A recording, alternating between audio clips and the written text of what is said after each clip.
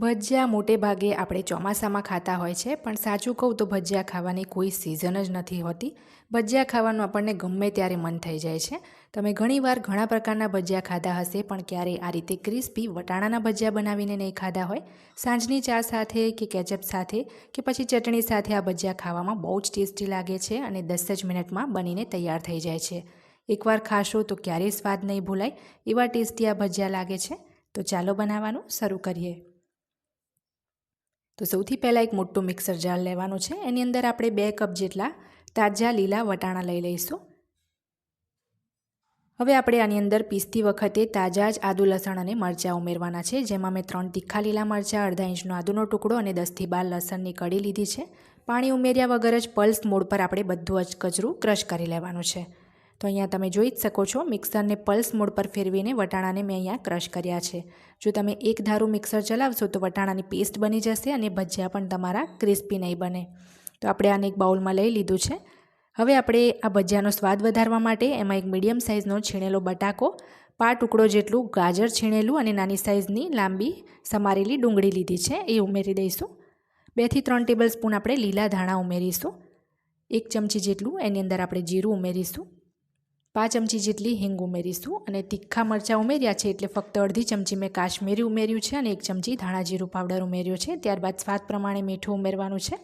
હવે 1 કપ જેટલો એમાં આપણે બેસન ઉમેરીશું અને અડધો કપ જેટલો ચોખાનો લોટ ઉમેરીશું. અડધી ચમચી એમાં આપણે આમચૂર પાવડર ઉમેરીશું અને 1 ચમચી જેટલી મેં દળેલી એમાં ખાંડ ઉમેરી છે, જેથી ભજીયા આપણા ખાટા મીઠા બને. હવે એની અંદર આપણે ફક્ત 2 ચપટી જેટલો ખાવાનો સોડા ઉમેરીશું. ચોખાનો લોટ અને સોડા એ બંનેથી આપણા ભજીયા બહુ જ સરસ ક્રિસ્પી બનશે.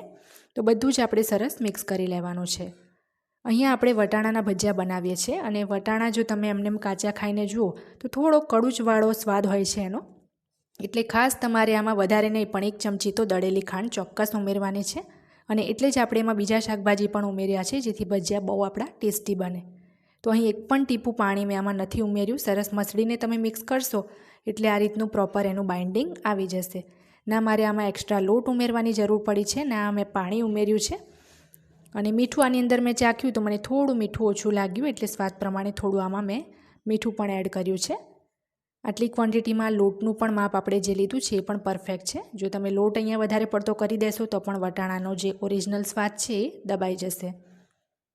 હવે ભજીયાને તળવા માટે ગેસ ઉપર તેલ ગરમ કરી આ રીતે એમાં અનઇવનલી થોડું થોડું મિશ્રણ લઈ નાના નાના આપણે ભજીયા મૂકીશું. આ ભજીયા આપણે બની શકે એટલા નાની નાની જ સાઇઝના બનાવવાના છે, જેથી અંદરથી બિલકુલ કાચા ના રહે.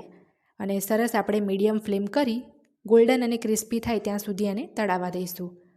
અહીં જે ગેસ છે એ તમારે ધીમો નથી રાખવાનો, નહીં તો ભજીયા તમારા ઘણું બધું તેલ પી જશે અને ઓઇલી બનશે.